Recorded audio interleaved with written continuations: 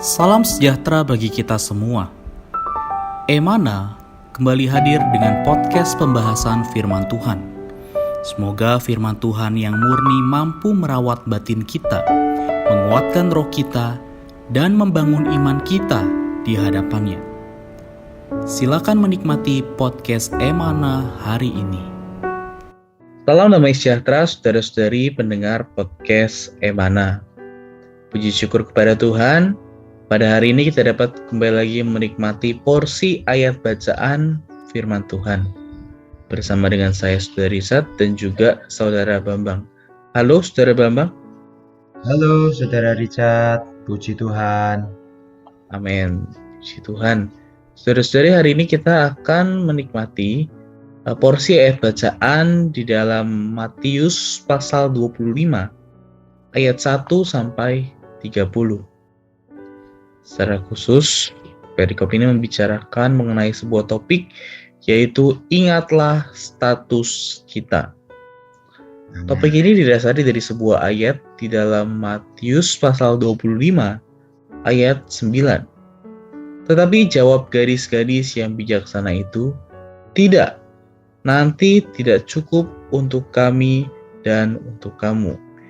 Lebih baik kamu pergi pada penjual minyak dan beli di situ. Nah, seperti yang kita ketahui bersama bahwa di dalam perumpamaan ini, di dalam Matius pasal 25 ini ada 10 gadis. 5 diantaranya bodoh dan 5 diantaranya disebut bijaksana. Jadi apa sebenarnya maksud dari perumpamaan ini? Ya, di dalam Matius pasal 25 ayat 1-13 ya, dimulai dengan satu perkataan, pada waktu itu hal kerajaan surga seumpama 10 gadis. Kita bisa melihat di sini ada 10 ya. 10 ini dibagi menjadi 2 ya, 5 diantaranya bodoh dan 5 lainnya bijaksana. Mereka sama-sama di ayat 1 ya, memiliki pelita dan pergi menyambut mempelai laki-laki. Kita bisa melihat di sini satu perumpamaan yang menggambarkan kondisi dari orang Kristen hari ini. Status orang Kristen hari ini. Ya, status kita adalah gadis yang akan menyambut mempelai laki-laki. Siapa mempelai laki-laki? Pasti adalah Kristus yang akan datang kali kedua. Ya. Nah, menarik di sini dikatakan 10 dibagi menjadi 2, 5. Ya, 5 ini adalah angka tanggung jawab sebenarnya. Seperti tangan kita ya, 5. Kalau tangan kita jari-jarinya kurang 1 ya, maka akan kesulitan memegang benda ya. Nah, Tuhan menciptakan tangan kita ini 5. Nah, ini bisa bertanggung jawab memegang sesuatu. Ya, sebenarnya 5 ini tersusun dari angka 4 ditambah 1 ya. 4 ini adalah berbicara angka ciptaan, 1 ini berbicara Allah. Jadi 5 adalah satu tanggung jawab. Ya, manusia memiliki tanggung jawab di hadapan Allah. Tanggung jawabnya apa? Seperti gadis yang menyambut, mempersiapkan diri untuk bertemu dengan mempelai laki-laki. Ya, jadi sebenarnya Matius 25 ini jelas ya, memperlihatkan kepada kita orang Kristen itu seharusnya bagaimana. Harusnya menjadi seorang gadis yang murni, yang sederhana, yang hanya menyambut mempelai laki-laki. Ya, kita harus mempersiapkan, tadi dikatakan pelita, ya, memegang pelita kita bersinar ya, untuk menerangi dunia yang gelap hari ini, untuk menyambut kedatangan Tuhan kali kedua. Nah, inilah yang harusnya kita tempuh sebagai orang Kristen. Kita harus keluar dari dunia yang gelap ini, yang tidak mau Tuhan, harus menjaga status kita sebagai seorang gadis. Ya, berbicara gadis ini berarti berbicara kekudusan, terus menempuh hidup yang kudus, karena kita sedang menanti untuk bisa bertemu dengan mempelai laki-laki kita, yaitu Tuhan Yesus di kedatangannya kali kedua. Ini jadi pertanyaan bagi kita. Kita mau menginginkan dunia yang gelap hari ini dengan segala kemewahannya, atau kita tetap setia menanti mempelai laki-laki kita? Apakah pelita kita tetap terang atau pelita kita mulai redup? Nah, ini yang di gadis yang bodoh ya, pelitanya mulai redup, pelitanya mulai tidak lagi menyala, ya. Atau kita tetap menyala? Nah, ini jadi pertanyaan untuk kita. Ya, ingat status kita. Kita adalah gadis-gadis di hadapan Tuhan. Amin. Amin. Puji Tuhan ya, ingat status kita adalah gadis-gadis di hadapan Tuhan ya. Kondisi kita ya, seharusnya ya menjadi seorang gadis yang murni, sederhana. Kondisi kita seharusnya memegang pelita kita yang bersinar ya, dan menerangi kegelapan ya, sehingga dengan demikian kita tidak diduduki dengan dunia ini, tapi kita keluar dari dunia untuk menerima Tuhan, mempelai yang unik ini. Puji Tuhan. Kemudian di dalam perumpamaan juga dikatakan kepada gadis-gadis yang bodoh untuk pergi kepada penjual minyak dan beli di situ. Apa maksud dari ayat ini? Baik, di Matius pasal 25 ayat 9 itu adalah perkataan dari gadis-gadis yang bijaksana. Nanti tidak cukup untuk kami dan untuk kamu. Lebih baik kamu pergi kepada penjual minyak dan beli di situ. Mengapa ayat ini muncul? Karena di ayat 8, gadis-gadis yang bodoh berkata kepada gadis-gadis yang bijaksana, "Berikanlah kami sedikit dari minyakmu itu, sebab pelita kami hampir padam." Ya, jadi ini dikatakan oleh gadis-gadis yang bijaksana kepada gadis yang bodoh, kamu harus membeli minyak.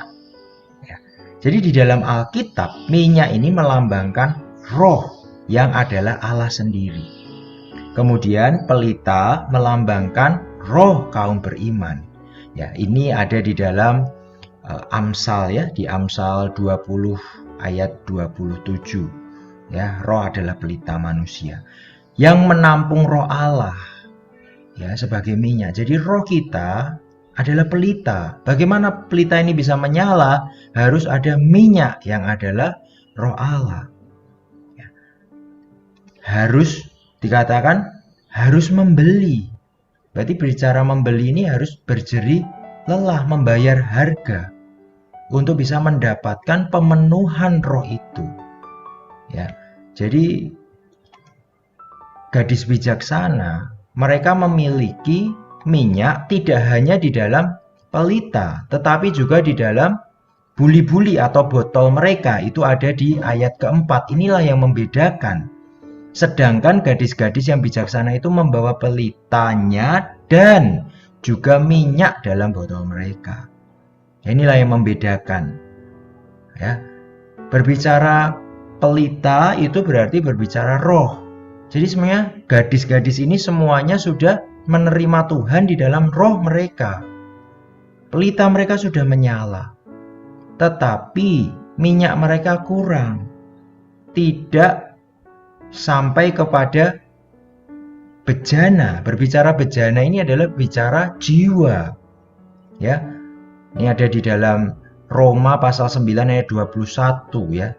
Manusia diciptakan sebagai satu bejana ya, untuk juga diisi oleh Allah. Jadi tidak hanya di dalam roh tetapi juga meluas ke dalam jiwa.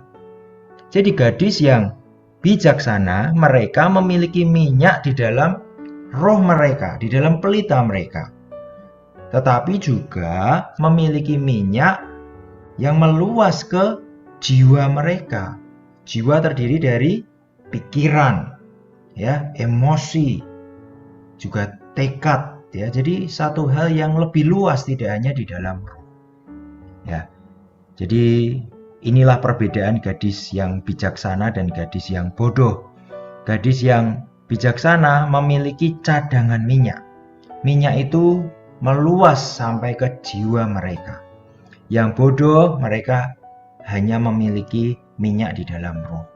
Nah, dari gambaran ini, saudara-saudari podcast Emana yang terkasih, kita perlu menjadi gadis yang bijaksana menggunakan waktu yang ada untuk bisa dipenuhi Roh Allah. Tidak hanya cukup menjadi orang Kristen, percaya Tuhan dan dibaptis selesai, tidak. Tetapi hari demi hari kita harus dipenuhi Roh Allah di dalam pikiran kita, perkataan kita, tingkah laku kita, ya. Seluruh kehidupan kita menjadi penuh dengan minyak, penuh dengan terang. Kita menjadi gadis-gadis yang bijaksana, yang siap sedia menanti kapanpun Tuhan datang. Amin. Amin, puji Tuhan. Ya, semoga kita menjadi orang yang terus bayar harga untuk membeli minyak, ya, supaya kita dapat terus dipenuhi oleh Roh Allah. Dan dengan demikian ya, kita juga bisa terus berusaha menjadi gadis-gadis yang bijaksana, ya, yang bukan hanya memiliki minyak di dalam pelita mereka, tetapi juga membawa minyak ya, di dalam bejana kita. Dengan demikian kita bisa terus dipenuhi oleh Roh Allah. Puji Tuhan. Baik, sebagai penutup dan kesimpulan, Saudara Bang dapat memimpin kita di dalam doa. Amin. Saudara-saudari yang terkasih, ya, 5 gadis bijaksana dan 5 gadis bodoh, ya, bukan ditentukan hari ini, ya. Bukan, sekarang saya mau jadi gadis bijaksana. Saya ini gadis bodoh. Bukan. Ya, ini nanti diuji setelah Tuhan datang kali kedua. Ya, waktu tengah malam terdengarlah suara orang berseru di ayat yang ke-6. Mempelai datang. Kita tidak tahu Tuhan itu kapan akan datang. Karena itu kita perlu bersiap sedia.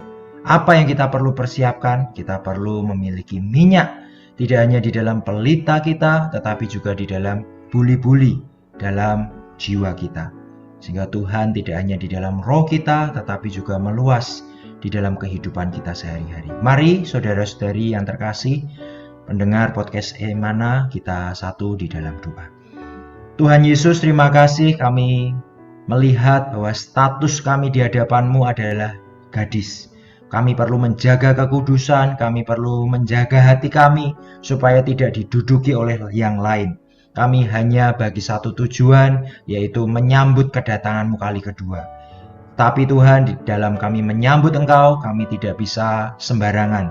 Kami perlu bijaksana, menggunakan waktu yang ada baik-baik untuk dipenuhi dengan minyak, dipenuhi dengan Roh-Mu, sehingga Roh-Mu tidak hanya di dalam pelita kami, sehingga tidak hanya menyala di dalam roh kami, tetapi juga bisa menyala keluar di dalam jiwa kami, di dalam kehidupan kami sehari-hari.